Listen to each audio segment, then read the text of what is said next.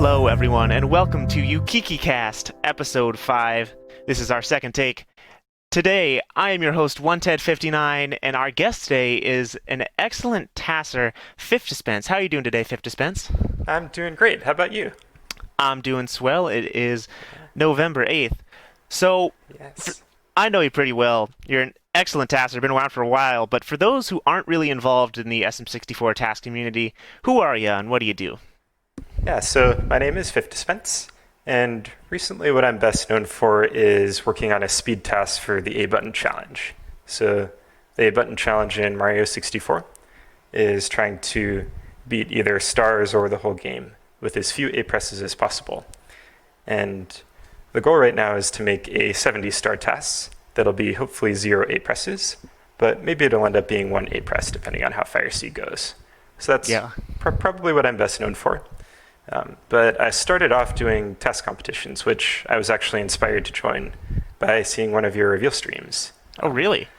Yeah, that was what got me going, because I'd seen some tests before. Like I saw one key when it came out, and I think I'd seen a couple of Pan and Coke videos quite a long time ago. And I was always interested in those, but I never actually felt the impetus to go and start downloading Moat and figuring out all those tools, because I'd never done anything like that before. But I think the first 2 reveal streams in 2018, if I'm remembering the timeline right. Yeah, that sounds about right. I really enjoyed hearing your commentary instead of just seeing a compilation video, which are cool in and of themselves. Seeing compilation videos is always fun.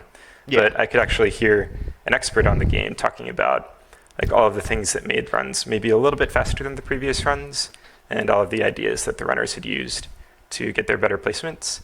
And you also just did a good job of hyping up the runs and making it seem like a really intense, exciting time. So that was what inspired me to get started on Mario 64, hearing your streams. So that was pretty exciting to me. Thanks. Yeah. That's cool. I actually had no idea about that. Yeah, I guess I've never really talked about how I got started on TAS, but yeah, that was that.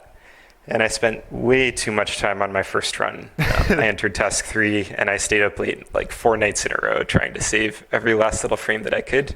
But I didn't know anything about how to optimize Mario 64. So yeah, especially on your first task. And that one you got, you tied Time Stopper for 19th in 2018 Task 3. Since then, I would guess I spent a lot more time than Time Stopper did on that task, I would bet. Maybe. Well, it's okay. It was your first task. Yep. Since then, though, you've gotten really good. You've won multiple tasks in 2019, as well as making the semifinals of both the 2020 TAS tournament and the Easy Escape TAS tournament that we had earlier this year. So, how did you manage to improve since then? Yeah, I think the biggest factor is having a community that's really willing to educate people about how to get better. Because a lot of the time I would see something in a faster run and not really understand what was going on. And there was always somebody who was willing to explain things to me if I didn't understand what was happening. I remember a few people that were always really encouraging and taking care to explain things to newcomers. I think Nonsense was a person who did that a lot. Davo did that a lot. Of course, he did that both inside of the streams and outside of the streams. So it was very easy to, after I've completed a task and I've seen what everybody else did, it was very easy to look at the faster ones and say, okay, well, what did I miss? What do I need to keep in mind in the future tasks?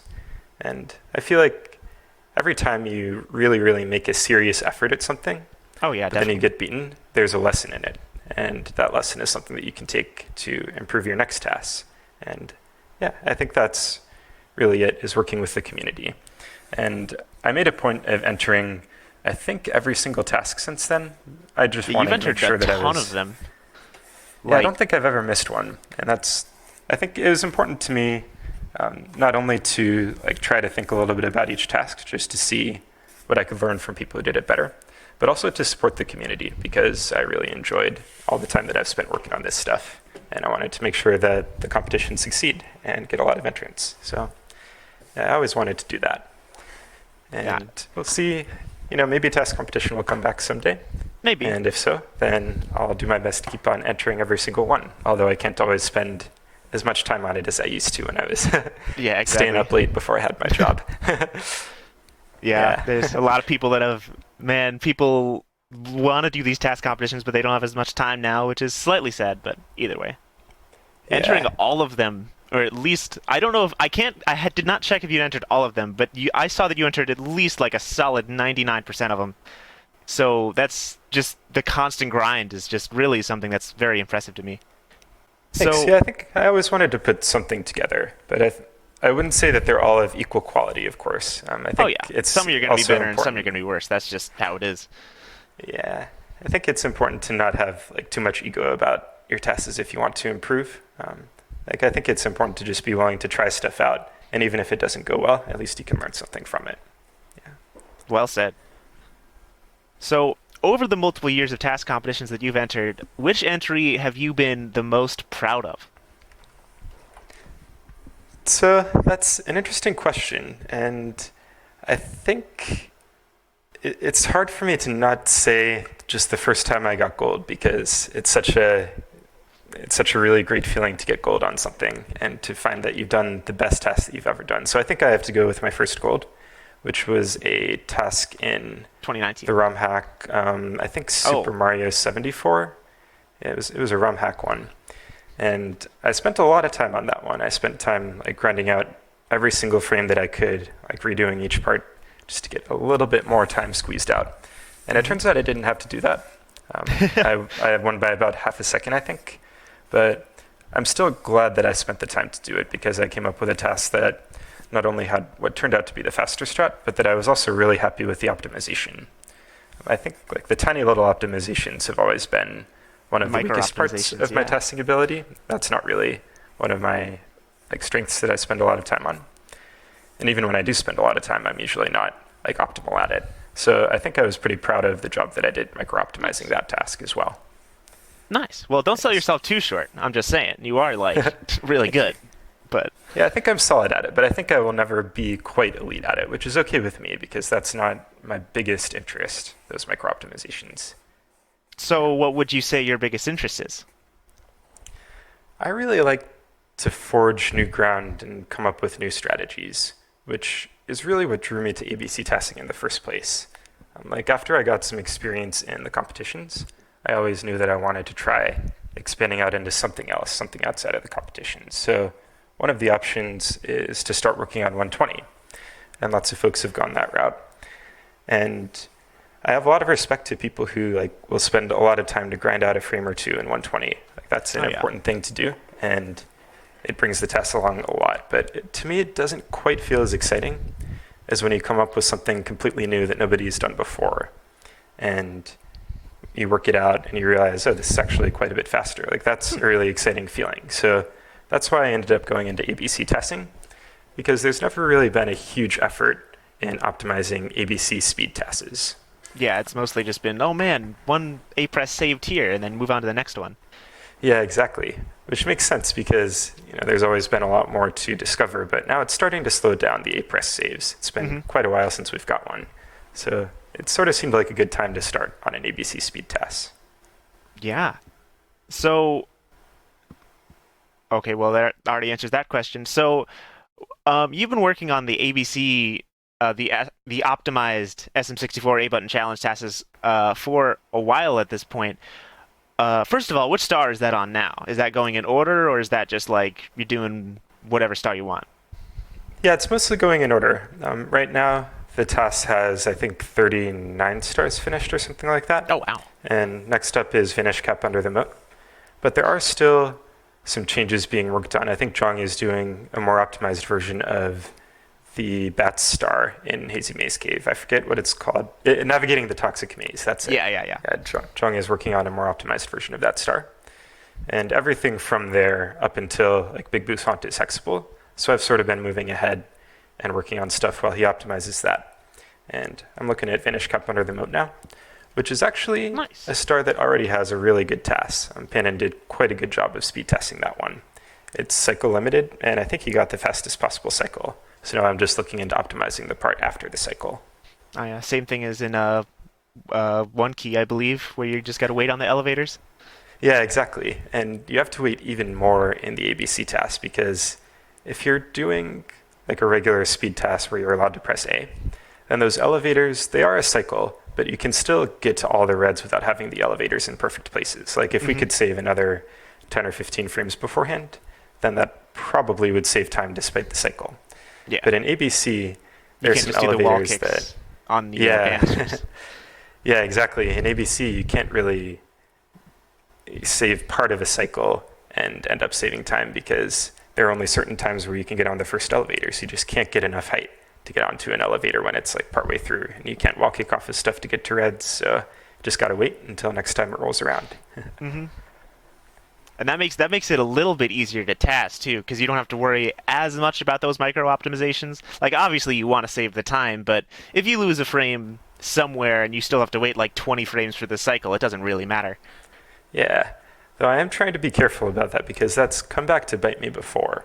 In Womp's Fortress, there is like a pair of elevators that helps you get up to the very top, where you can fight King Womp and do stuff like that. Oh yeah, all the way around the backside. Yeah, and the first time I did that star, I was working on the framewalk that lets you get up to those elevators. There's like this weird steep floor triangle that you framewalk up to get to those elevators in the ABC setting. Yeah. And at the time, I didn't really have a great understanding of how to optimize the framewalking. And I saw that I was quite a ways from getting to the next cycle, and I just didn't think it was possible. So I went ahead and did the Womp fight like on the current cycle that I was able to find. Yeah. But then it was one of the later stars, I think it was 100 plus tower, where I just barely missed the cycle at a different part of the TAS. Like the TAS had gone on for much longer, other things had happened, and I just barely missed the cycle instead of the first star where I was missing the cycle by quite a bit. So I started optimizing things to try to make that cycle instead of missing it. And I realized I could do the framework a lot faster. That made me go back to the first star in Womp's Fortress, and I realized that one I could actually do a cycle earlier as well. I just hadn't optimized it enough. So I need to be more careful, like to make sure to try to optimize everything before the cycle, just to make sure that it's not going to get improved later. Yeah, especially like the farther on you go. Like you were still in Womp's Fortress at the time. Let's say you were in like way further and you're like, oh, I missed a really obvious cycle save. Now I have to redo so much work. Yeah, exactly. Either that or just surrender and decide to leave it behind. But fortunately, we were able to get that faster cycle hexed in. Like Loomba redid the King Womp fight and actually improved it as well. So oh, nice. Worked out. Yeah. Nice.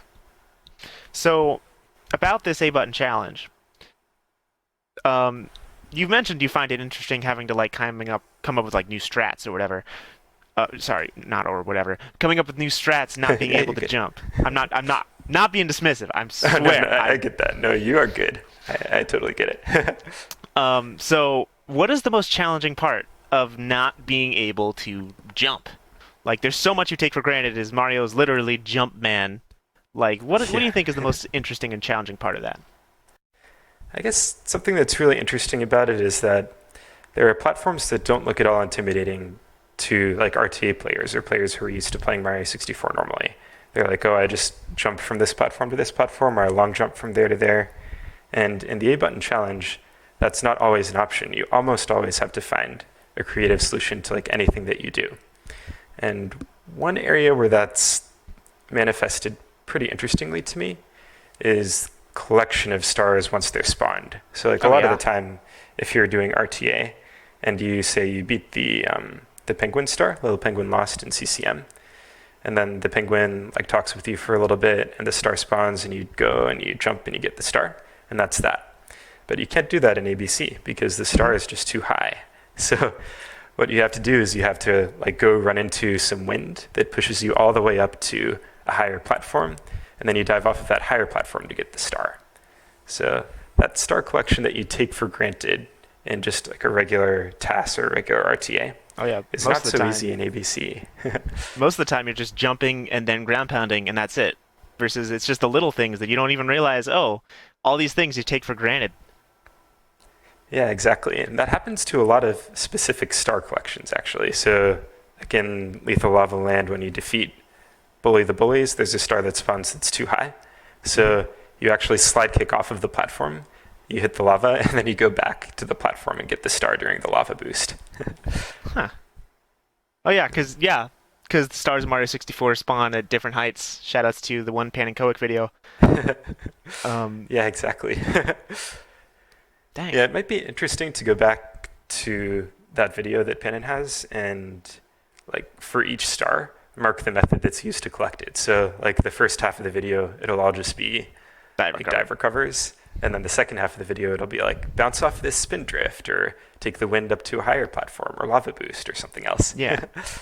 And at the very end, it's like, well, jump. Yeah, at the very end, it's like, we don't get this star. We don't get it up. It's very convenient, though, that 100 coin stars are low enough to dive recover to. So we don't have to worry too much about where we get the 100 coin stars. Oh, yeah, because that's like a solid at least, at least like 13, just 100 coin stars in an A button challenge, 70-star run that you can get. Yeah, so it's good that we don't have to worry too much about that. Definitely. That's actually, I guess, the reason that we can collect 100 and Wobb's Fortress Tower reasonably quickly, because that 100 coin star is necessary to do a Star Dance clip that lets us get to the tower. Right, that makes sense. So those 100 coin stars can come in pretty clutch. Yeah, and that's like, in a normal task, like what? They use... I think Star Dance clip actually is used, not in the TAS, but it's actually used RTA in Wet Dry World 100 coins plus Reds. Oh, but really? other than that, yeah, they get the last red coin in Wet Dry World, and they the last red coin like right before the little chapel thing, and they just grab onto the ledge and are able to go right directly to the red coin star. But oh, interesting. in the tassing, it's only used like once. That's the only like use I can think of it like ever. But in the A button challenge, there's a lot more usage to stuff like that, little quirks of the game that might not otherwise get a lot of viewpoints. So, how do you find those? How do you find those quirks of a game that are like, oh man, here's this little thing that interacts weirdly with this other thing. How do you find those and use them in a challenge type of run?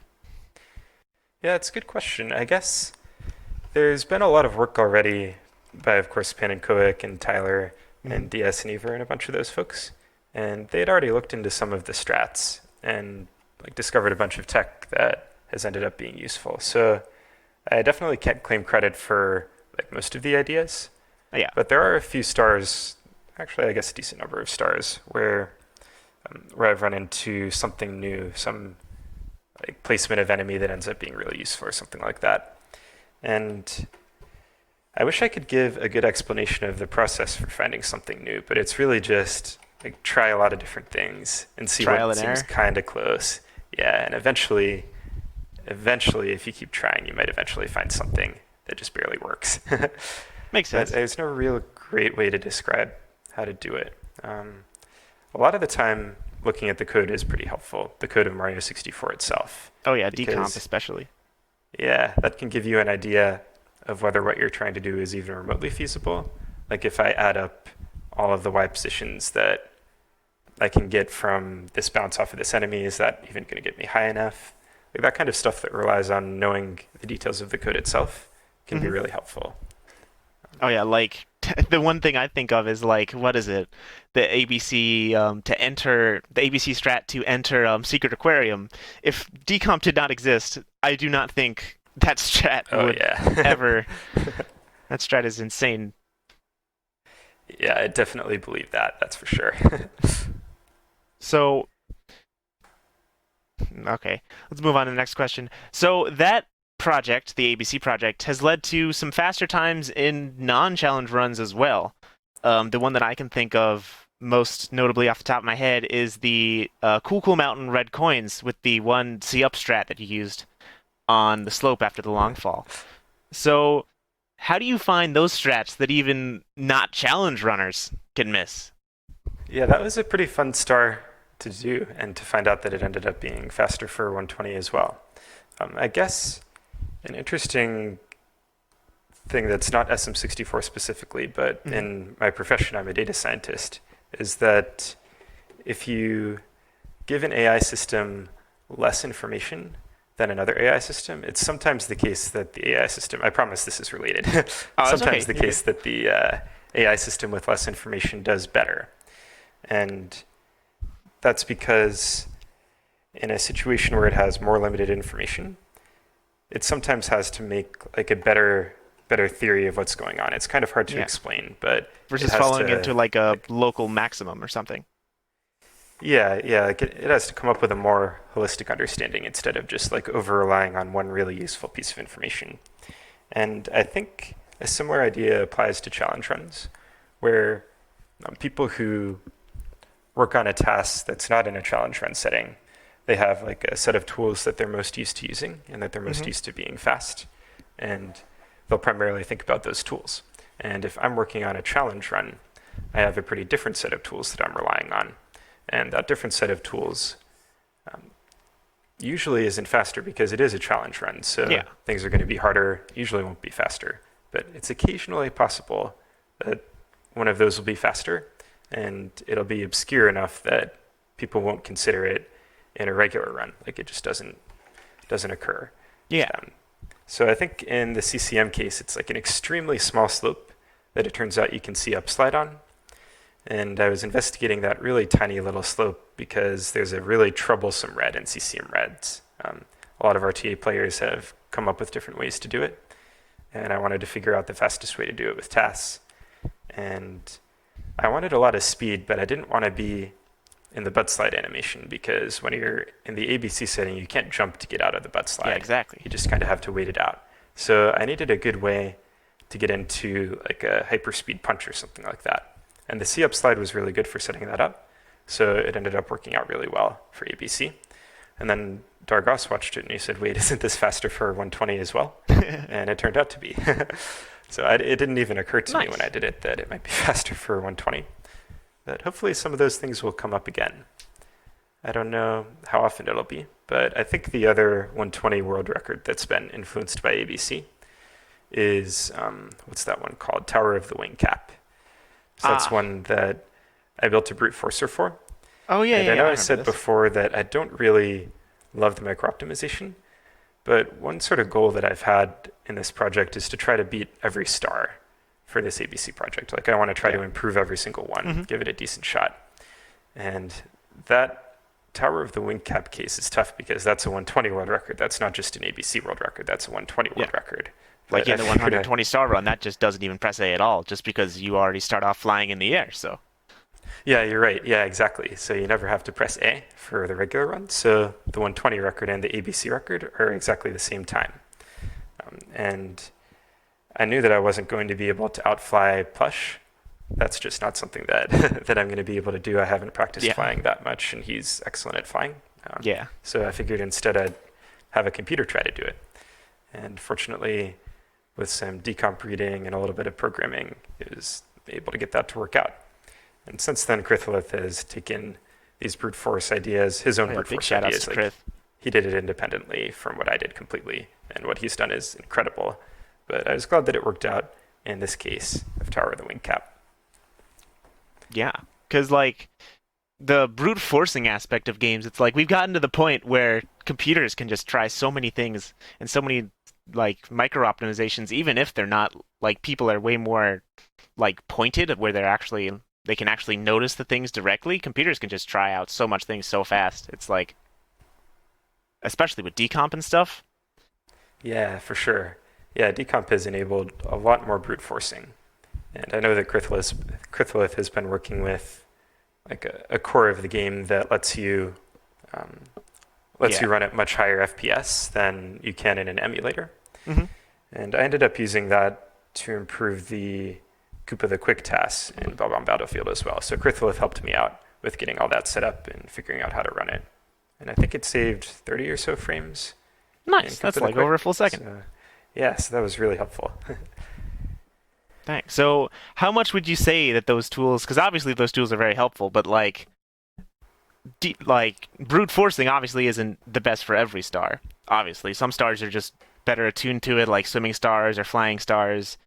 So what do you think about those tools just in general? How can tools like those help people make more optimized tasks?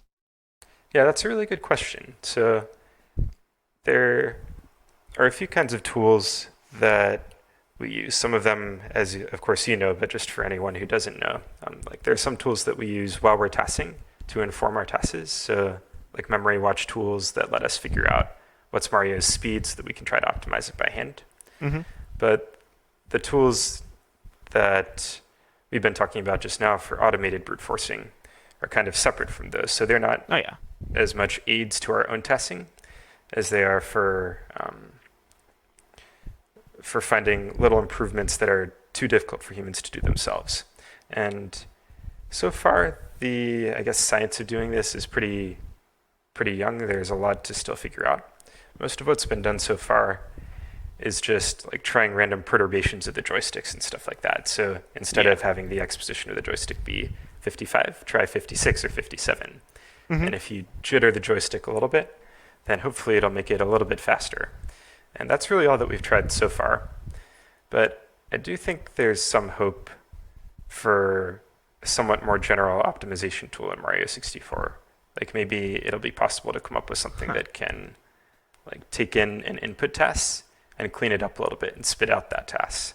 It would take a lot of work and it would probably be beyond what I'm capable of. But I think it's quite possible that the sorts of things that have been applied to the swimming and the flying, where you don't really have to worry as much about the specific geometry of what you're interacting with. Yeah. Those things are more susceptible to like a pretty naive approach of just fiddle with the joystick. But I think it's possible that there could be approaches that could take into account like different timings for button presses and stuff like that too. Yeah. I think maybe I've not been super clear in explaining this. So swimming and flying. Yeah, let's get into it. Yeah, swimming and flying are pretty different from what we might think of as normal stars, where you're just like jumping from platform to platform and diving from platform to platform. Because when you're swimming and flying, you sometimes have to worry about the geometry of the course, like the triangles that are around, but not really all that much. So if you make a little tiny jiggle of the joystick, it's probably not going to throw things off altogether. It's probably going to let you go roughly along the same path, but your position will be a little bit different. However, in a lot of the situations where you're just like running and jumping and diving and long jumping and stuff like that, you're worrying about specific triangles that are in the level. So let's say that I am long jumping from one platform to another. Or well, maybe there's a better example. Let's say that I'm doing a dive grind to build up speed at the beginning of a level. Exactly. It's the A-button challenge, obviously. Yeah, exactly. It's really important that you make sure to get like perfect quarter frames and stuff like that, which requires really, really precise positioning of Mario. Oh, yeah. So if you fiddle with the joystick before Mario begins a dive grind, his position is going to be thrown off by maybe like 1/10 of a millimeter or something like that, 100th of a unit. And if you're just flying or swimming, it's not a big deal. If you're in a slightly different position, then that's okay. You'll still like follow the same rough overall path. But if you're about to do a dive grind and you desync your position by a little bit, then at first it'll be okay. But then Mario will like have dive a 2 out of 4 quarter frame. Yeah, his quarter frame will be 2 out of 4 instead of 4 out of 4. And then he'll be in a bad position later on, and he'll like bonk into a wall instead of making it onto a platform, and it just gets worse and worse from there. So complete desync. So that's kind of the issue with making a more general TAS improvement brute forcer. I don't think it's easy to do, but I do think it could be possible. Like if Google worked on it, I bet they could do it. Hey Google, just saying. Yeah, exactly. Okay, Google. Okay, Google, optimize TAS. Yeah, maybe someday that'll be the reality. But I think for now, we'll have to work with these like little small perturbative things. My phone just went off because I said, okay, Google. I'm sabotaging Ukikicast. Oh, man. Yeah, because I remember watching your optimized, the brute force run, and I was like, wow, this looks really weird. Just like, it's like I'm used to seeing like, straight flying. Well, not straight flying, but like just like, clean flying in that you just go exactly to where you need to go, etc. But Mario's just kind of like jittering around a little bit, but it ended up saving time, so. Yeah, I'm kind of convinced actually that that star is still improvable because of what you mentioned, that jitteriness. I doubt that's actually optimal. I think it's just that, Plush gave it this really good thing to start off with, and it was able to push it in a direction that ended up getting faster, but it got a lot less clean. So I think if we could get it cleaned up and in that direction that made it faster, I feel like it would save another frame. I don't know for sure though. Makes sense. Yeah, that jitteriness is really weird to watch. It really doesn't look like it should be faster. But it is, and that's all that matters. Yeah, yeah, that's all that we care about. And honestly, I do kind of like it. There's something charming about it. I like surprises in a TAS. That's Yeah. really what I love about some of the stars that have shown up in the run. Like when there's something that the viewer just doesn't expect, Mm-hmm. I really want them to have like an aha moment where they're like, "Oh, that's why this happened earlier on. That's why we're going down this Oh, weird right. direction." So, Yeah. along that line, what do you think is the coolest star so far that you've worked on in the A Button Challenge project? So this one, I think my answer is probably a little bit unpopular. I don't think Hmm. most people will feel the same way. But my favorite star so far, in terms of coolness factor and like how much it makes me smile every time I think about it, Yeah. is probably Wall Kicks Will Work. Not one Really? of the most famous ones, but Wall Kicks Will Work Oh, yeah, used to 'cause have a that's different strat. strategy than it does now. So it used to have a strat where you like go up above the chimney and above the cabin to the very highest platform, Mm-hmm. and then you frame walk up the spire. So for those who don't know, there's like this really tall sort of spire thing at the At the top very of top of the Cool mountain, Mountain. yeah. Yeah, and you do frame walk to get up it, and you get ready to like turn around and slide down. And you slide down, you build up some speed, and you bounce off of a spin drift. That's like the little enemies with the crowns that walk in circles. Yeah. You bounce off a spin drift near the top of the level next to where the snowman's head is. And a little quirk of twirling is that if you hold the joystick neutral, you don't lose any speed. So normally holding the joystick forward will cause you to lose speed until you're at 32 or lower. Mm-hmm. But if you keep the joystick neutral, you don't lose any speed. So you hit this spin drift with like 90 speed or something like that, which is Yeah. really fast. It's about the fastest you can get by sliding. And then Mario bounces off of out of bounds a couple times, bounces off of various walls, and eventually runs into the star. So that Mhm. was the The old problem with that strategy. is the problem with that strategy is because you have to hold it neutral, you kind of just have to go and set up everything before you even land on the spin drift. Yeah, that's right. That's an issue with that strategy.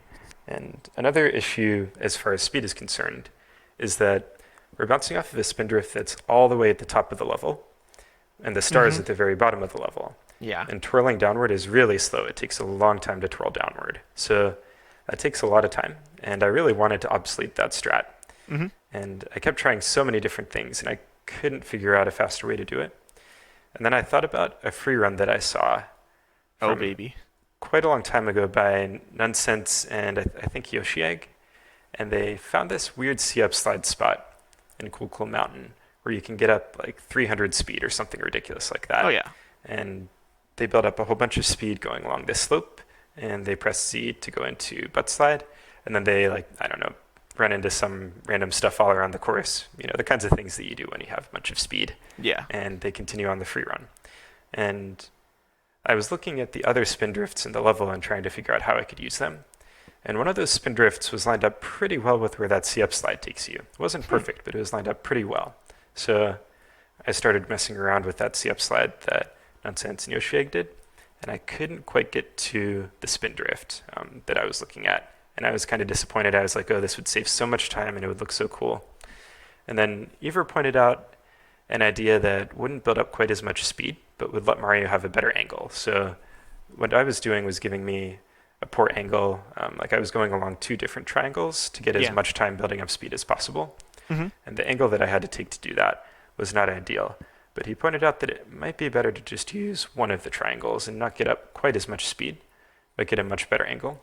And it turns Yeah. out it was possible to make it to the spin drift there. So that lets Mario build up a bunch of speed, bounce off of this spin drift that's really, really low instead of the spin drift all the way at the top of the level, then bounce off of out of bounds and end up going into the star with like 200 speed or something like that. Speed So run. it ended up working out, and I posted it. And then Dargos came in and saved 11 frames, like in the next 8 hours or something like that. He had posted a test that was 11 frames faster. He found a way to initiate the C-up slide sooner. There was Makes like sense. a trick that he had that involved, like instead of running up to enough speed to start the slide, he like did this weird thing where he ran off of the slope and entered buttslide, and then used the fact that the edge is not cardinal. I'm sorry for anyone who doesn't love the technical side of stuff. He used a non-cardinal edge to like end up back on top of the slope to where he could do the C upslide. At least I think that's how it worked. I might be a little fuzzy on the details. Oh, wow. But he found a way to initiate it much faster.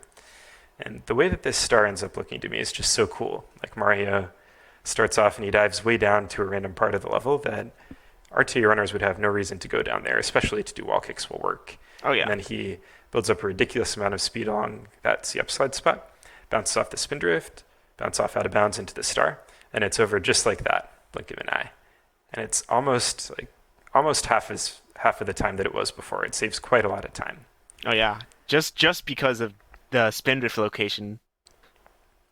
Yeah, exactly. So maybe not like a super popular one because that's like a short star, but I think that's for me the coolest star. There are some honorable mentions, I guess. Like I really like Bowser in the Dark World. That was a really, really cool star in my opinion, with lots of like little Goomba manipulation techniques and lots of interesting seesaw manipulation.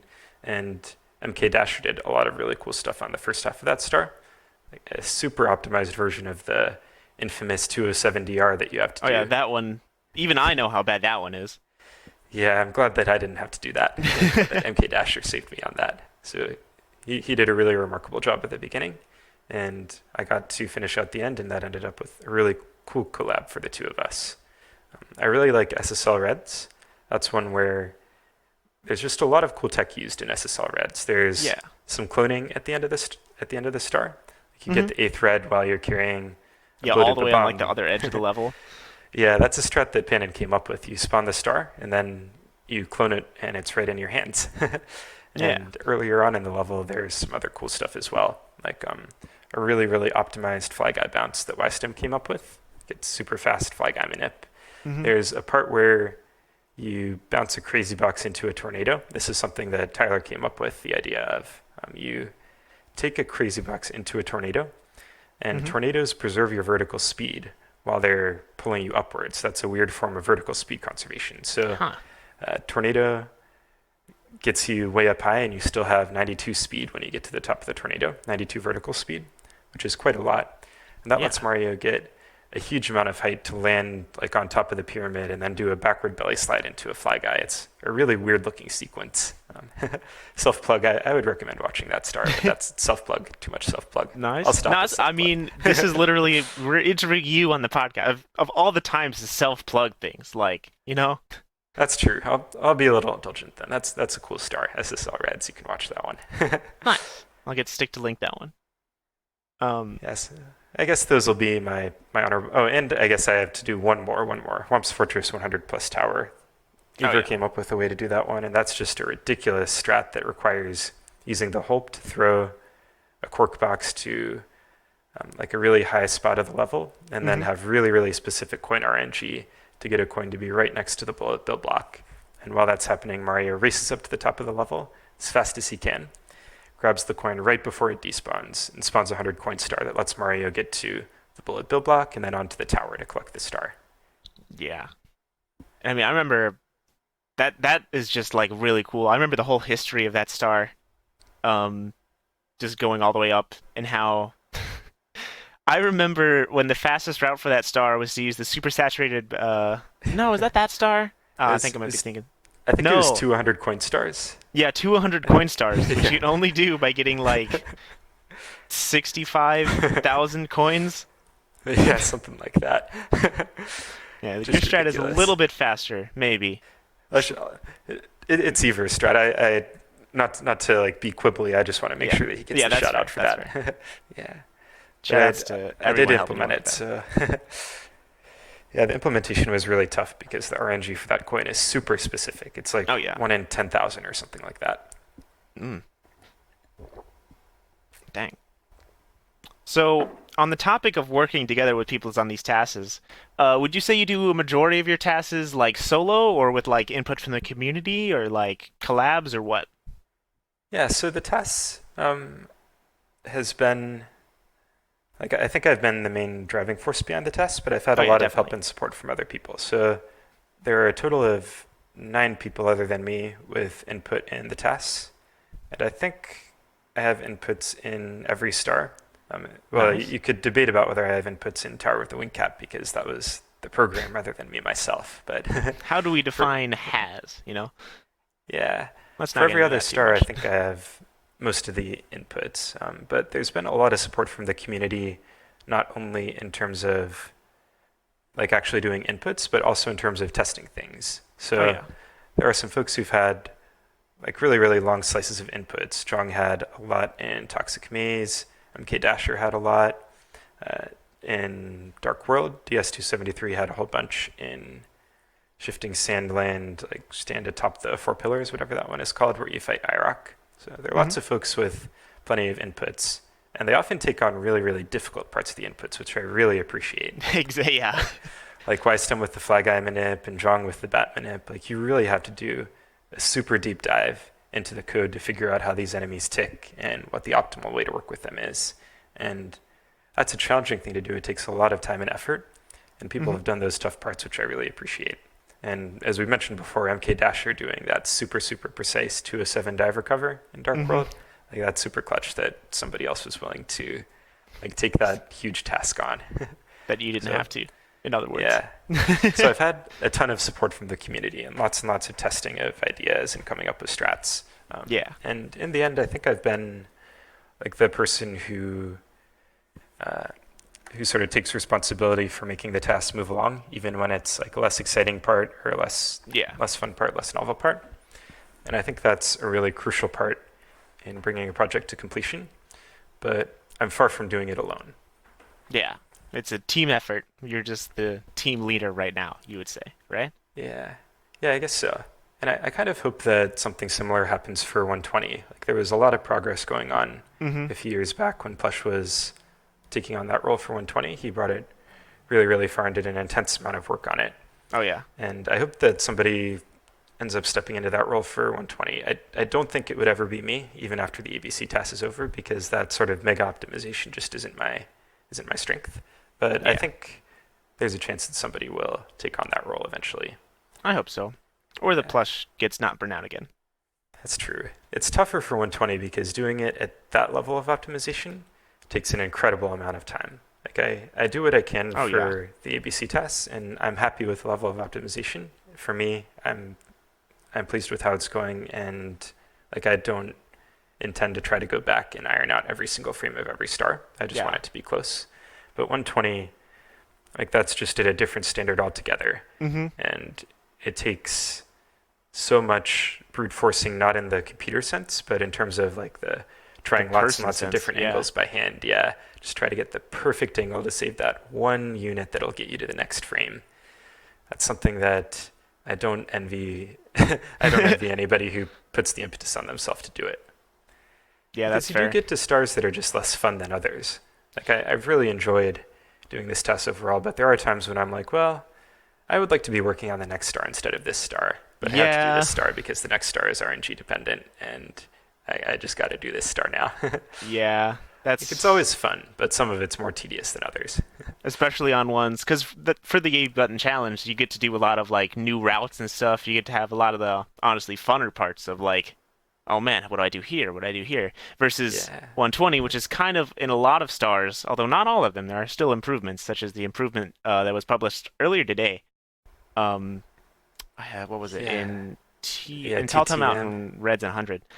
But a lot of the stars are just like, man, I gotta really look into the units down to this one. Yeah, Um, yeah. Those 100 coin stars do still have some meat on the bone, so to speak.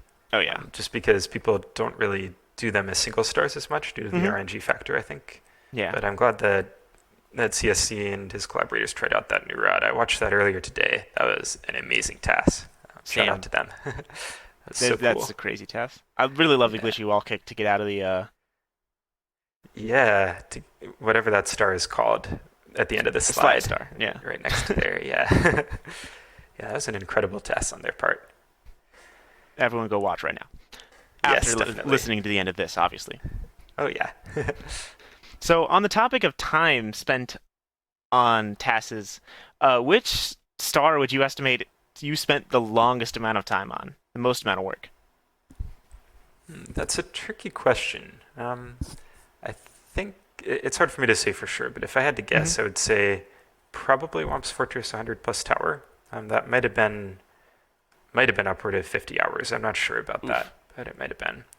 Because there's this sort of marquee moment, I don't know if I'm saying that word right, I don't know. MARQUEE moment of of the task where you like have that really specific RNG index and you make the race up to the top. And I think everybody who's watched the Star like probably realizes how tough that particular part of the RNG manipulation is. Yeah. But I think what might not be as well known is just how brutal of a course Swamp's Fortress is for RNG in general. Because Yeah. when you go from the bottom to the top in an ABC setting, which you do multiple times in Swamp's Fortress 100 plus tower, Yeah. you have to deal with the bumps, I think it's called, the things that try to push you off the side. Yeah. And then you have to deal with the sliding platforms that are right after the bumps. And you also have to deal with the thwomps that are right after the sliding platforms. I want to make sure that I keep straight what are thwomps and what are womps because I always get confused. Yeah. Common mistake. Happens to me all the time. So all of those have some RNG dependence, I think. I think some of them are set at the beginning of the course based on an RNG call, but they all have RNG dependence. So you can't just like enter the course on a different RNG index and test things out and see if it works out. Like everything is going to change if you enter on a different RNG index. Everything changes if you do something different early on. So I kind of retasked that climb over and over again with like slightly different changes to the RNG indices before to try to get that coin to have the exact right index. And there are also 2 blue coins earlier on in the TAS that I also had to manipulate into precise places. Yeah, exactly. Those piranha plant coins. Like one of them, I needed it to fall off of the ledge, which blue coins do not like to do, actually. They have to... Yeah, they really don't. I think they still have to be bouncing. I don't remember exactly. Yeah, I don't think they can slide off. I think they have to either be bouncing or get some weird wall collision thing. Yeah, so one of those blue coins, I had to try really hard to manipulate it to fall off so that it would land like in the middle of that circle of yellow coins or roughly along the way to it. Because it was necessary to get that blue coin to be near the circle of yellow coins on the bottom so Mario wouldn't have to go out of his way.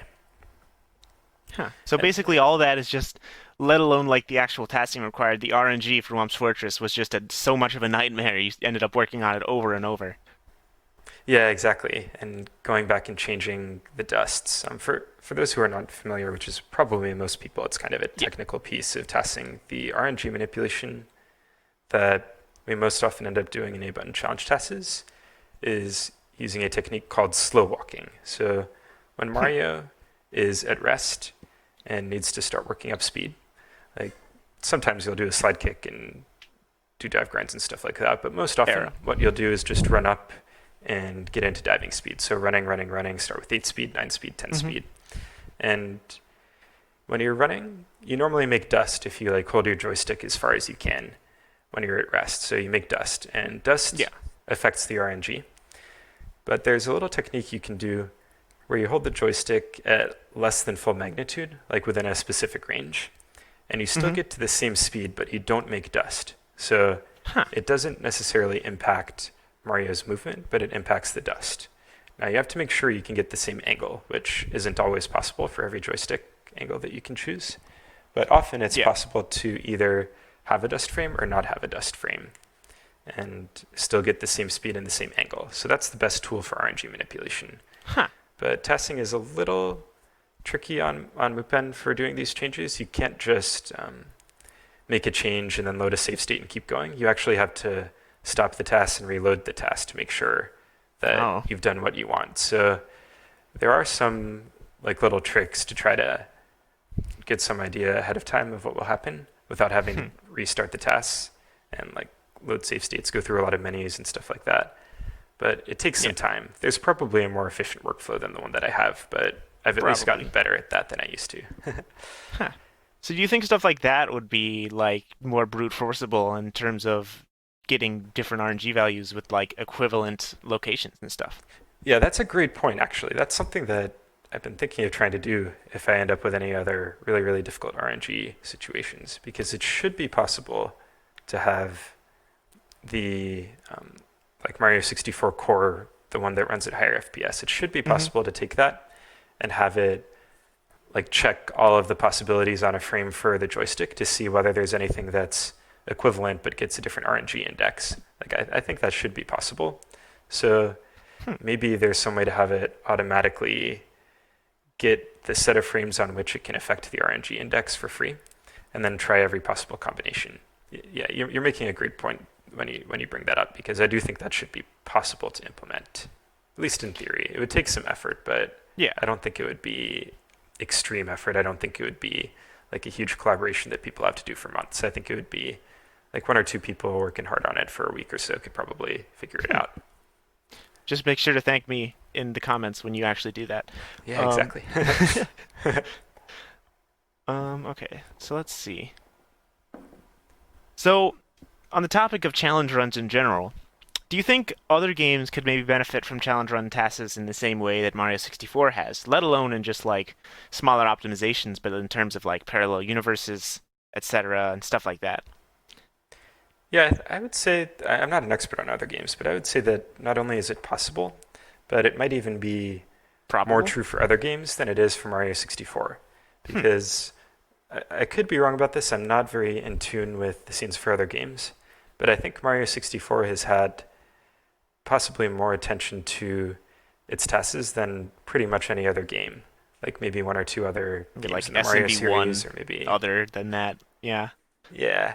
So I think that Mario 64 is exceptionally well explored. People have fleshed out the strategies a lot, and I'm sure there are still new movements and new strats to discover in 120, but they're kind of few and far between. Whereas Yeah. for other games, I would be pretty surprised if most games didn't have a lot of undiscovered stuff out there, at least most complicated games, like especially 3D games. I would be surprised if there wasn't a lot to discover. And I think challenge runs can give a great fresh new perspective that could allow people to make new discoveries in those games as well. I really believe that Mario 64 is actually a case where it's harder than others to discover new things from challenge runs, and it's still turned out to be possible, so I bet it's even more possible elsewhere. Well put. Thanks.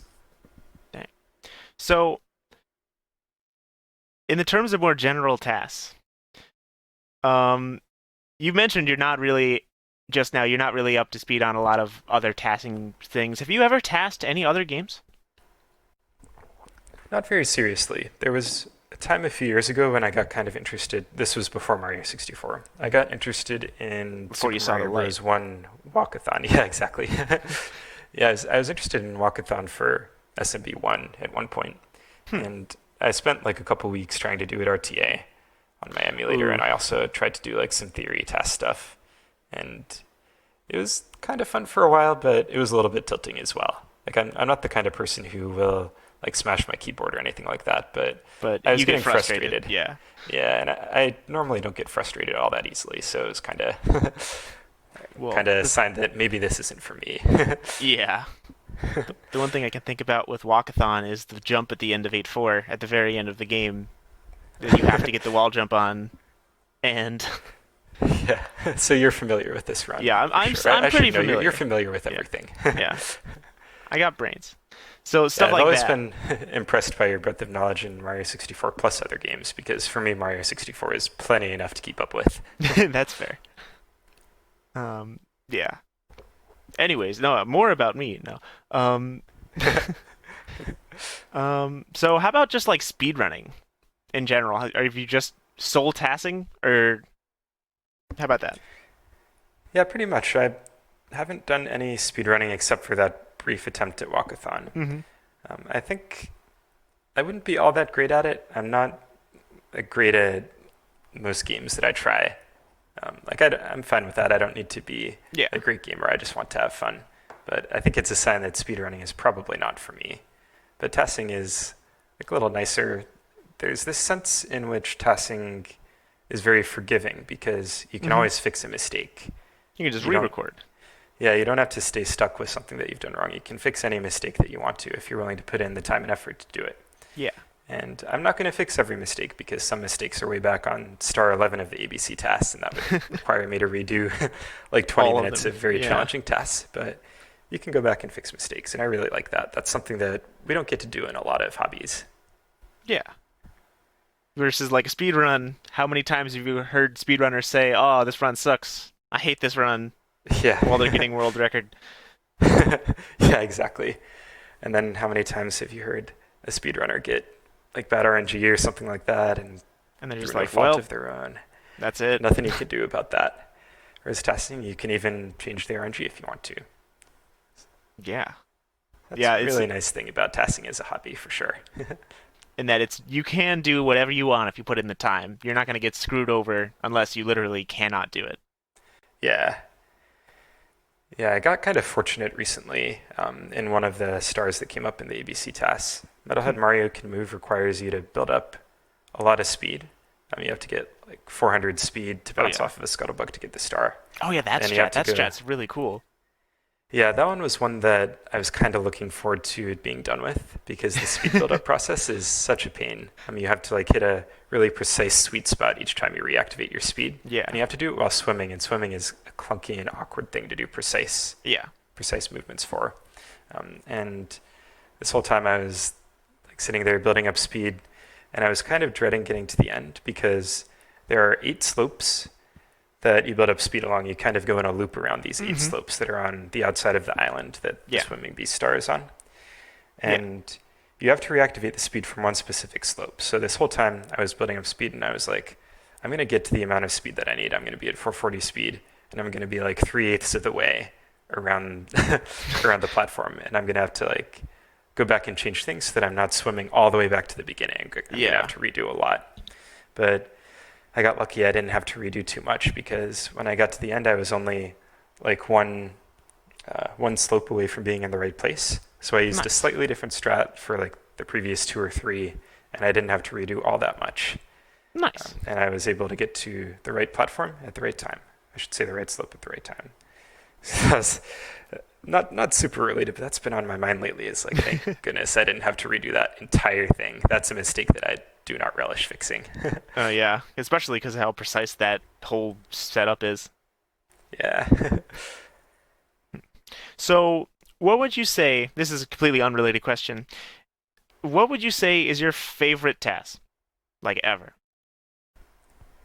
So that's a question that is really tricky because it means you have to exclude so many beautiful, brilliant TASes. Yeah. I think as far as any TAS at all, like if I was to go with maximum coolness for the amount of time that it has in it or something like that, I think a TAS that really made an impact on me was SM64 Expert's cannonless TAS of Wing Mario Over the Rainbow. That's that one, really? such a memorable TAS for me because I'd got this sense that I think we've touched on this topic a bit before, that 120 is just so fleshed out and all that you can do is try to squeeze out 1 or 2 more frames. And then suddenly there's this single star that... Not even a 100 coin star. Yeah, and somebody found a strat and saved 15, 20 seconds on it. And he called it a LOTAD, and then he saved 10 more seconds or something like that with just a completely new strategy that nobody had ever thought of before. So that made me realize that this is such a deep game. There's always going to be something more to find out. It'll get harder and harder to find, but it maybe renewed my faith in there being lots more to discover, even in the regular setting instead of the ABC setting. Huh. So that's maybe a TAS that affected my own philosophy on Mario 64. I realize that's putting it very strongly, but I mean, that's yeah, a really that's... cool TAS. I've never really thought of it in that way, in that, it was a groundbreaking TAS of, now we, let alone just the star, that eliminates all cannons. Now the entire game is cannonless, but... Yeah. I think another TAS that I really enjoyed that I'd like to mention is Dargos's TAS of SM64 Sapphire, his 30-star TAS. Oh yeah, everyone go watch that immediately after this. Yes, that came out, I think, right before I started testing, or sometime right around when I started testing. Yeah. And when I saw it, I was just shocked by how many cool strats he came up with pretty much all himself. He just came out with this thing that had so many incredible strats that he tasked and got all the way to the end of this huge 30-star task. I was so impressed by that, and I still am. Yeah, he put a lot of work into that one. Didn't he do something similar with another ROM hack that had a bunch of weird bosses a while ago? I forget which one, but that was really cool as well. I think I know what you're talking about, but I don't know specifically what it is off the top of my head. Yeah, I get really impressed by really long tasks that people make solo. And Yeah. Dargos did that at a really high standard, I think. Homer Funky is another person who's done some really long solo tasks that I Oh, yeah, he find did really like impressive. all of SM74 like alone. Yeah. So I guess what I'm calling my favorite tasks here, I'm like praising their authors a lot and their relation to the whole community, but I guess I'm not Hmm. talking as much about what makes the tasks themselves cool, like the kinds of movements that you see, Yeah. which I realize is kind of a shallow way of looking at it, actually. I should be looking more at the movements, but yeah, those were the first ones that came to my head, though, were those really long solo tasks and that Yeah. Mario over the Rainbow cannonless task. Hmm. So let's continue going with there. What task do you think has the coolest movement? Ooh, right back at you. Hmm. So what tasks have the coolest movement? I'm so biased toward like thinking about ABC relevant stuff that Hmm. I keep wanting to go to things that Eru has done, like coming up with the Eru drop or coming up with the Eru post and stuff You could like have just that. said Those are, Eru, and I would have been like, yeah, that sounds about right. yeah, so anything that Eru did. Is, Eru-san, yeah. yeah, I keep forgetting, but yeah. What else is there? I think there, let's see, there are probably a lot of stars in 120 that would qualify for like some of the coolest movement that I've seen. I Yeah. really like Plush's Cool Mountain 100. That's one that I really Oh yeah, enjoyed with a the lot. BLJ. Yeah, that's got to be one of the really really cool movements. And honestly, sometimes it's just whatever task I've watched the most recently because I'm still That's thinking in very my head fair. about that tall mountain 100 plus Reds. I'm like, wow, that was really sick. So yeah, That's very sometimes it's just thinking about whatever I saw last. fair. Recency bias. Yeah, I'm bad at picking favorites. That's what I'm realizing now. Just gotta love every task. That's fair. Yeah, you just gotta appreciate all of them. So, Yeah. on the topic of favorite tasks, what would you say is your favorite free run? And this one, I think I actually do have a Oh, definitive really? answer for this. There's a free run that I'm sure a lot of people have seen because it's relatively recent and relatively famous. CeeSZee's Rainbow Ride free run that he had Yeah. about 6 months ago, I feel like. Yeah, yeah, yeah. It was a super like, high density task. There's always something new going on, some really wild trick, which CeeSZee is one of the masters of, I would say. Oh, yeah. Always having He's something going on amazing free and always runner making it and look TASer. dynamic. Yeah, and that free run, I just felt like there was never a dull moment. That's the case for some other free runs as well. But I think that Rainbow Ride free run CeeSZee did is the epitome of that feeling for me. So Hmm. I'm going with that one. Final answer. No Dang. prevarication here. Nice. I can't think of it off the top of my head, and I feel like I really should know this one, but I just cannot You'll picture it off recognize the it top of when my you head. see it. I'll watch it immediately Yeah. after this. There's so much videos to watch immediately after this. I gotta have stick link all of them. Anyways, so on the topic of like free runs and ROM hack stuff, you said you were like really like blown away by all these like all the runs. Have you ever considered doing any of those yourself versus vanilla? Of the ROM hacks? Oh yeah, yeah, just ROM Um, hacks. yeah, I've tried a couple of stars. Like I did a couple of things in Star Attack Rebooted, Hmm. just to mess around a little bit. And that was kind of because I saw that that project had a decent amount of interest, and I was hoping that if I threw a couple stars in, it would help keep it going. Yeah. And recently, it's fizzled a little bit. I think there's been more focus on AMA. I forget what that stands for. Something Ask adventure, me Mario anything. Adventure. Yes, ask me anything. Yes, That obviously. one. Yeah, something Mario Adventure. It Yeah. has had a lot of interest recently. I know Y's been pushing the envelope on that, and I think Gloomba and some others as well. I haven't kept too close track of that because I've just been in my little ABC world. But maybe someday I'll try some more ROM hack stuff. But there's an extent to which vanilla is just like very venerable for me. Yeah. That's The that's OG. the game that everybody's been like playing for so many years that's inspired all of these ROM hacks and that I have lots of memories of from when I was young. I Yeah. think I first played Mario 64 in 2003 or something like that. So Oh wow. it's been a long time since I first picked up an N64 controller. Um, Now I haven't played since then. Really, I don't think I've actually touched a Mario 64 controller Huh. in at least 10 years, but been doing it on emulator since then as well. So Huh. yeah, these levels just have a lot of memories for a lot of people, I think. And Yeah, the nostalgia it'll, factor. yeah, it'll always be special to do vanilla. I would like to give some ROM hacks a try at some point, but I don't think I'll ever want to spearhead a ROM hack project. Makes sense. Yeah. So you mentioned just now, I guess, that you've been playing SM64 for just such a long time. What makes you keep coming back to SM64? Yeah, that's a good question. I think one of the biggest things is the variety of movement that ends up being good. Because I've already mentioned that I'm not so big on the micro optimization, but Yeah. finding good movement, that's something that I find really satisfying when I try a new movement, and it's just so much faster than what I did before. And I think you can attest to this better than anybody else over the years because you've commentated them. But all of these test competitions where You read the you see a sign? run and it has a movement and you're like, well, how could there be anything faster than that? And then you see a completely new movement that comes out of left field. You're like, wow, how did somebody come up with that? And that's even better. And then yet And then another I say, one. how can anyone say faster than that? And it just repeats. Yes. And just like you say, I read the sign. That's a super famous one. Mm-hmm. And I also think back on that video that mkdasher made. I think it was a hype video for the 2019 TAS competition where he showed several runs in, I think, BoB on Battlefield for some task where each I run think it was was 2018 completely different task than the 3, previous maybe? one. Maybe? I don't think might it was be that getting one. it I would, confused. yeah, I would remember that because that's my first task. It was a different one. It was the one But CeeSZee one, I think, but I don't remember specifically which one it was.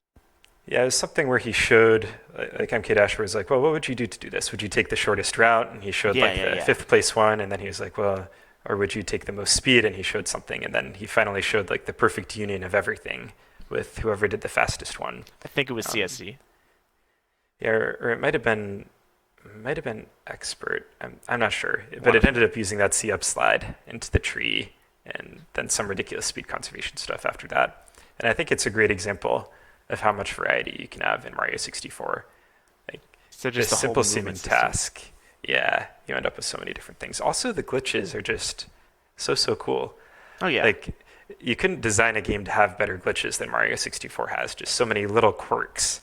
Yeah. Like not the only only one I stuff can like think of is BLJ like and C up slide, but there's also like C up jumps, little tiny texts about like redirecting speed in weird ways off of trees. Like you could have come up with a glitch like that. there's all the little quirks that are like there's so much depth in the small things. Yeah. Like the only one I can think of that like even comes close is maybe like Ocarina of Time or something like that. But it's just very deep. Yeah, I wish I got more into Ocarina of Time, but I never owned any Zelda games. They never hit Really? that nostalgia factor for me. Yeah. You should they're pretty fun. You should just play one of those. Just saying. Yeah, maybe once the ABC test is done, that can be that can be my next maybe. thing. Play through some Zelda. So,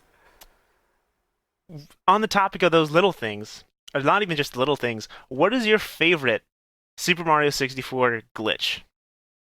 And why is it time stop? So time stop is very cool. But actually, though, what's like your actual favorite? But yes, my favorite is the misalignment, and I think you actually called this one, didn't you? If I saw right. But I said 207DR.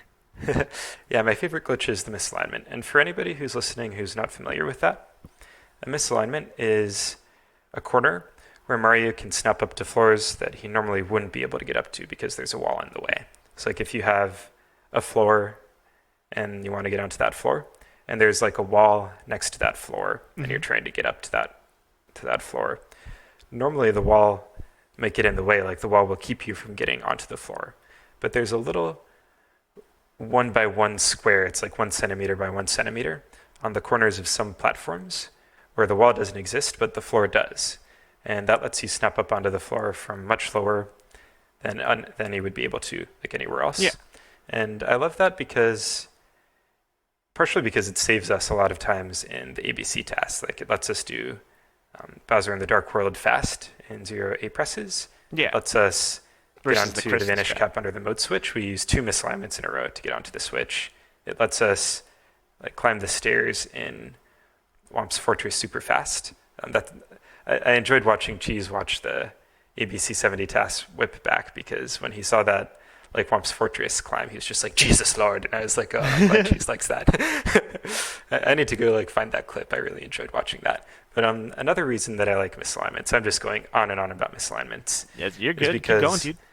Yeah, they force you to do like routes that you wouldn't do otherwise. And a sort of simple example, there are cooler examples than this, but a simple example is Vanish Cup under the Moat, because the misalignment is in sort of the far corner. So instead of just like going up to the switch and jumping on top of it like you would normally do, you have to like go around to the back part of that switch and like sort of turn around and dive recover into it.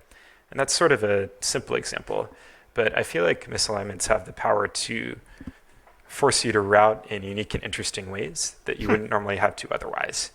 You're like, I'm not going to be able to just jump up into the middle of this wall. I'm going to have to find my way to the corner of this wall. And it's not always easy to get to the corner of the wall, so often you have to do something interesting to get there. Huh. Never really thought of it like that. I just like time stop. Oh yeah, I love time stop too. And I am sorry, but the time stop strat for Cavern of the Metal Cap is dead for ABC. That used to be fastest for time stop, but I'm so sad. Has been vanquished. I'm so sad. Anyways, so that's a really interesting answer in terms of misalignment, because it's so ubiquitous too, because it's on like, I would say, a majority of things in the game. There's some misalignment somewhere. It's just, how do you use it? Yeah. How do you find a way to actually get in the right position? That's an interesting answer. Yeah, you're right that the majority of the platforms in the game do have one. I can say that any rectangular platform that's aligned with like north, south, east, west has at least one misalignment. That's a guarantee. Yeah. Just it's the corner not facing the origin, right? Yeah, and if it's not one that's directly north, south, east, west, all bets are off. Sometimes there's a misalignment, sometimes not, but you can always check pretty easily. So. So, next question. We only got a couple more left. I know you've been here a while, but I've got to get through all these questions, obviously. I could go all day, and I'm sure our listeners could too, right? Of course, obviously. So, let's see. Okay, so you've mentioned that you've gotten a lot better at TASing.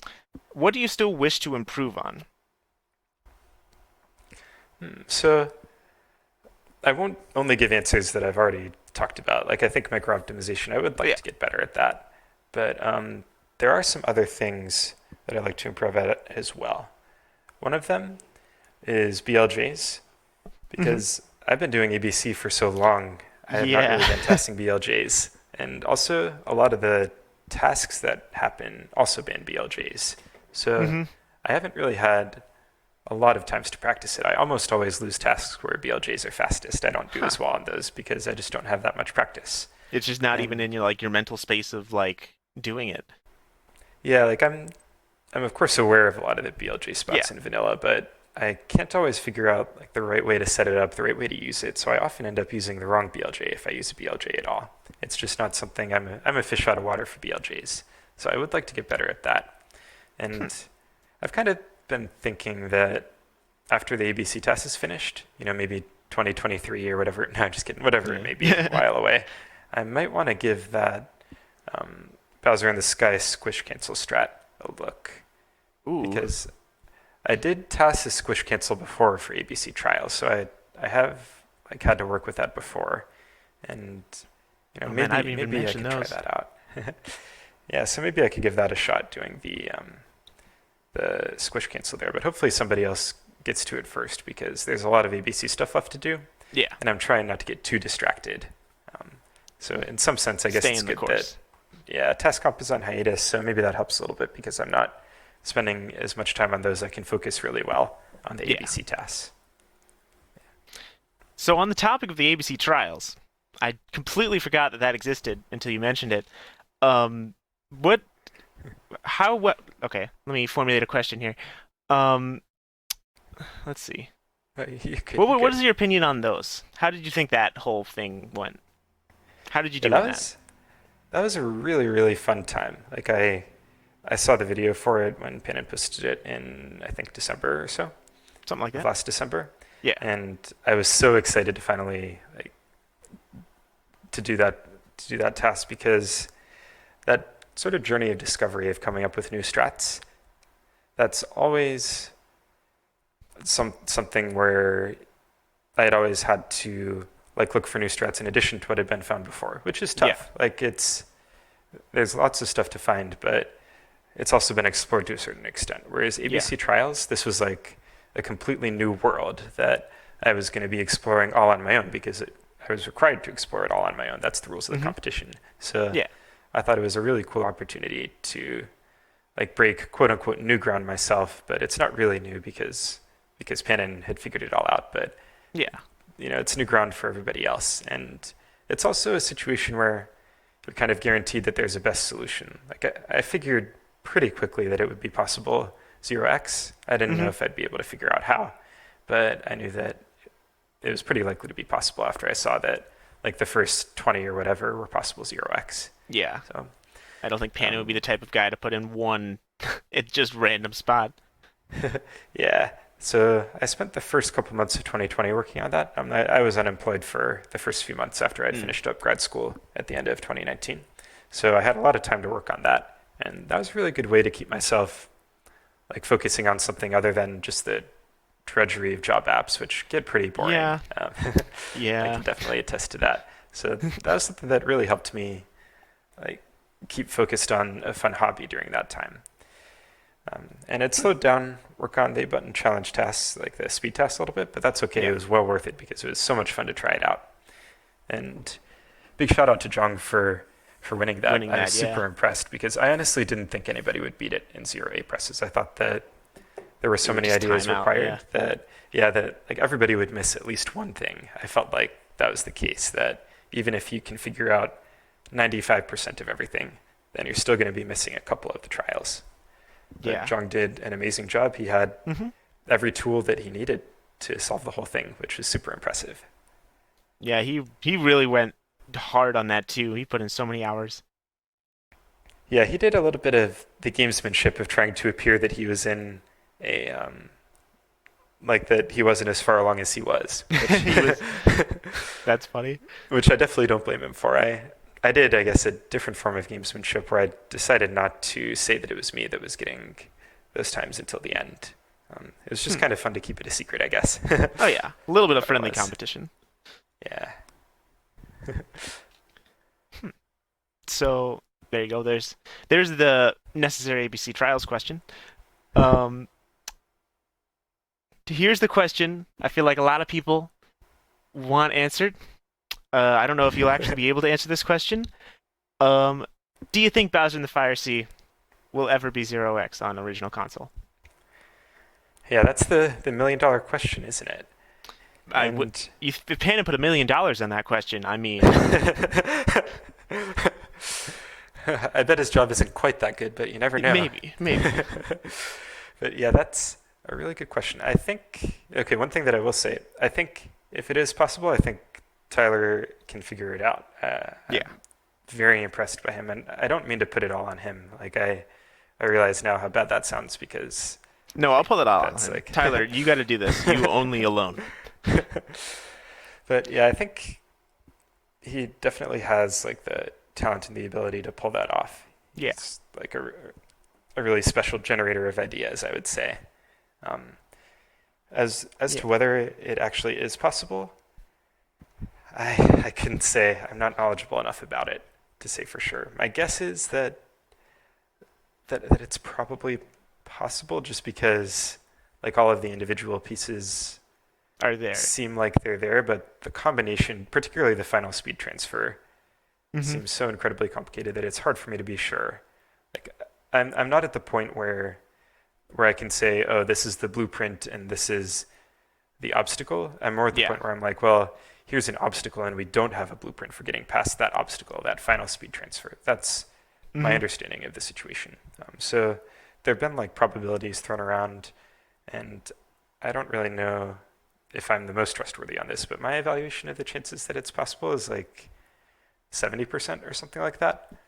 But that's mostly because I'm unknowledgeable enough about it that I should say something close to 50-50. I can't be very confident either way. Makes sense. So that's my best guess. It's not a very hot take. I realize anything between 20 and 80 will not be a very hot take. Yeah, I was waiting for the 100% possible. Oh yeah, haven't you heard? We already have it Oh tasked. yeah, the whole task is done. We're just waiting on the encode. Oh. Yeah, unfortunately not. Rip. It's so, tough. Assuming it is possible, are you looking forward to having to speed test that? Well, if it's possible, I'm kind of hoping that I'll be happy to just use whatever task might be created by presumably Tyler. Tyler, yeah. Know. Maybe somebody else will come along. Like I know that he's also really interested in doing it with a lot of speed.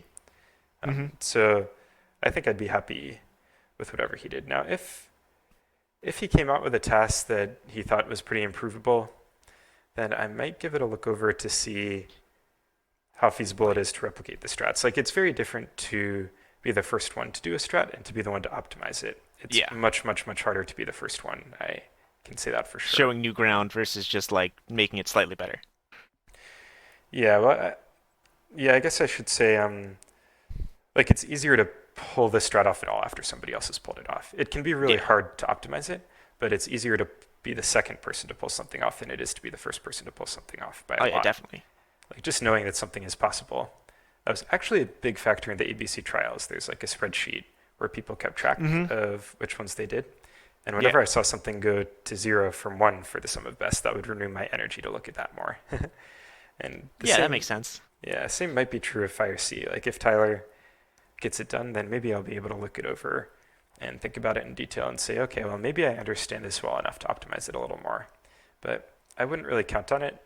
I think I probably won't do that. I'll probably be very pleased with anything that that gets it done in 0x. Like I would honestly be overjoyed to see any 0x task of it. I would be happy if it was 2 hours and the rest of the task was 1.1 hours or something like that. I'd be like, give it to me. Let's hex it together. Let's do this. Well, I would be if you like a task that takes a long time, there is this WVC version. That's true. That is sort of a lame version of it. Yeah, I know. Yeah, sometimes folks ask about like why aren't we doing the tests on WVC, but I'm kind of an N64 purist. Yeah, I also don't know how to test on WVC, but but yeah, I am a purist for N64. Same. All right, so that was just the general questions for everything. Now I have a couple Patreon questions from the patrons that support Ukikicast. Thanks for all of them. So they know that you, as a gamer, play the game Fortnite. And I have two Fortnite questions. Okay. One, where are we dropping? That's the question. Let's go to Slurpy Swamps. Yeah, I love the ability to build up your shield right at the beginning of the game for free. It's pretty nice. Nice. I hope the Patreon subscribers love it. I'm going to take your word for it because I've never played Fortnite. Number 2, which Fortnite dance can you do the best? So this is a purely theoretical question. I haven't. I don't believe you. I know you'd have to try them at least once. Maybe if I had enough drinks, then maybe I haven't forgotten about it. I don't know. But if I had to choose one, I would say that I could probably do a rockin' Business Hips. Like Business Hips is a song where there's like a person whistling and moving along and working their hips, and the hips don't lie. I can attest to that. So I think that would probably be the one that I could rock the best. So what you're saying is that your hips do not lie? Yes, exactly. Okay. I cannot confirm, but I will take your word for it. Okay. Yeah, you can look up Business Hips after the. That's I will. Just edit that in. Edit that into the YouTube video. Oh man. Okay. Next question. So here's is a little bit more actual related questions. So your profile picture is a picture of Mars. What's up with that? Are you a space enthusiast? So I am a space enthusiast, and I can see why you think that. It looks like Mars, but believe it or not, Mars. It's actually taken on Titan, which makes it the that's farthest Thanos. Picture. Yeah, that is Thanos. Yeah, that's So that's the picture that's taken on the surface of a body farthest from Earth. Like we've had lots of pictures from the surface of Mars. We have some pictures from the surface of Venus, obviously from the surface of the moon. And But Earth. other than that, yes, that is a good point. We have some pictures of the surface of Earth as well. Yes. But we have that one picture, I think it's the only one, from the surface of Titan, which makes it the farthest away heavenly body that we have a picture of from the surface. So I think that's super cool.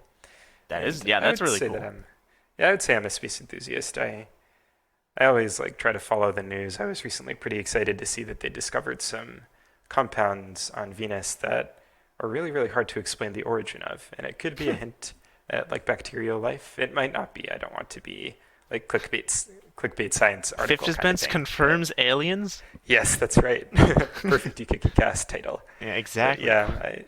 You know, if there's any sign of alien life in the solar system, that's probably the best sign so far, actually. Like, I don't think it means that it's aliens, but it's very vaguely plausible, at least. There's no It's other more known plausible than explanation. anything else we've seen so far.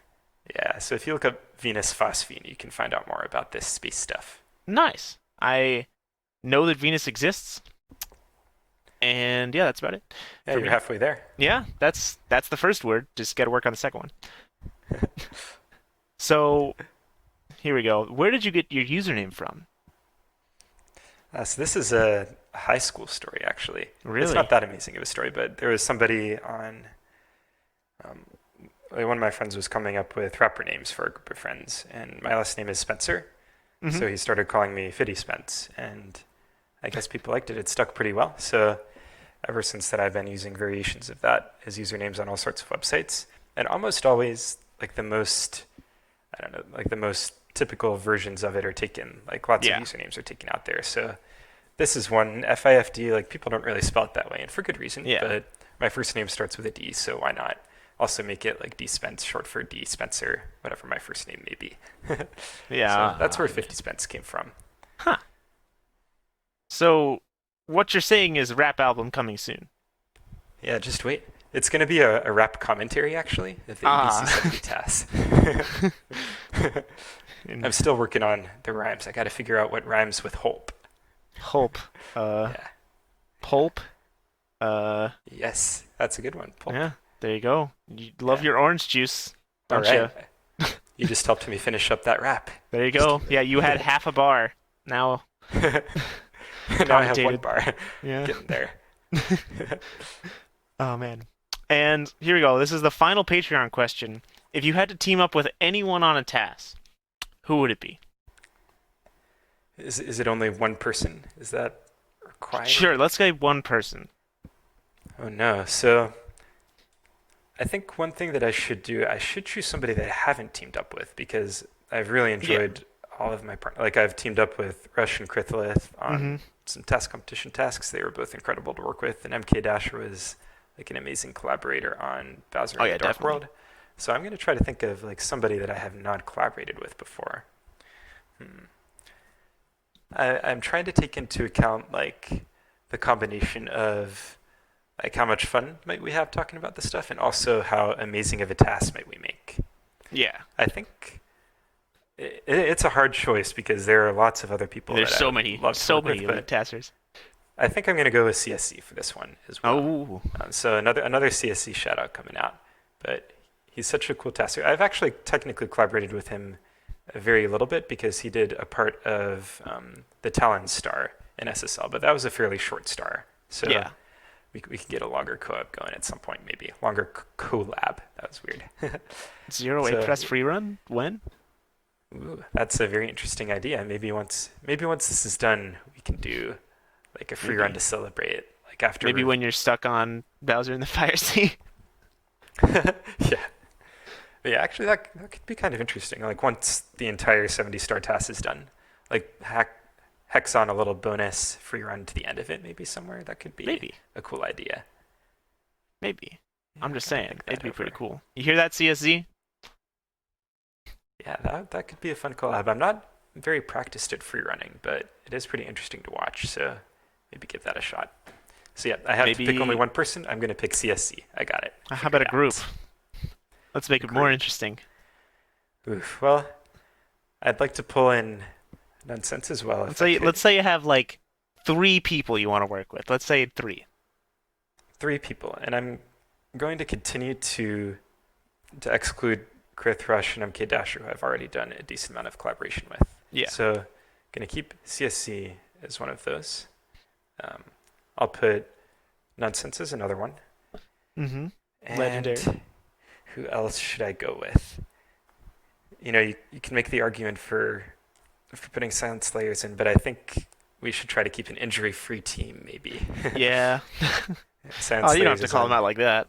I'm Poor guy. just kidding. I'm sorry, SS. It's No, okay. you'd be wonderful to work with, but I know that your hand is not going out so well right now. So I hope it gets better soon. But yeah, Yeah. who else should I choose for the third one? Maybe I'll go with It's okay. a I return of accept. Dargos. Yes, I'd love to work with you too. I know that you haven't done like as much speed I'm testing not. recently, I'm if not. I'm not mistaken. I but haven't that done an would be actual fun. task myself in 4 years. But if you came back, I would definitely team up with you just for the chance to force you to return. So Oh no! if Don't you do this to accept, me. then But anyways, Dargos. yeah, I think so. Yeah, because he's done some really, really cool ABC tests. Oh yeah, I've enjoyed seeing those a lot. Yeah. and especially because of the work he puts in on like, let alone the vanilla tasks on the ROM hack tasks, he'll definitely have some like unique experiences that could translate well. Yeah, for sure. Yeah. So I think that'll be my team, CeeSZee, Nonsense, and Dargos. But there are certainly lots more people that I would love to add to that team if I could, create a giant mega task team of Yeah. 30 elite tassers. If you could pick 100 elite taskers to work with, who would be your 53rd placing? 53rd. Yeah. Let's start ranking people from best to worst right now. I'm just kidding. Top 10 taskers of all time. Oh gosh. Oh. That one I will plead the fifth on. Oh, so nonsense. I see. Plead the 55th. Exactly. Yes. Dang, that would have been funny. I should have said that. Oh, man. So that basically wraps up about all the questions. You have anything else you wanted to mention that you haven't talked about that you want to? Well, subscribe to TED. Subscribe to Ukikicast. Yes, I like both of those. Those are good statements. Yeah, I think those are the main things that I want to say. And just thanks for taking the time and for having me on. It's been Thanks an for honor being and a here. pleasure. Subscribe to Fifdspence. There, right back at Thank you. All right. Yeah. Let's Thanks get all everybody these for YouTube listening. subscriptions going. Yeah. Thanks everybody for listening. This has been Ukikicast episode 5.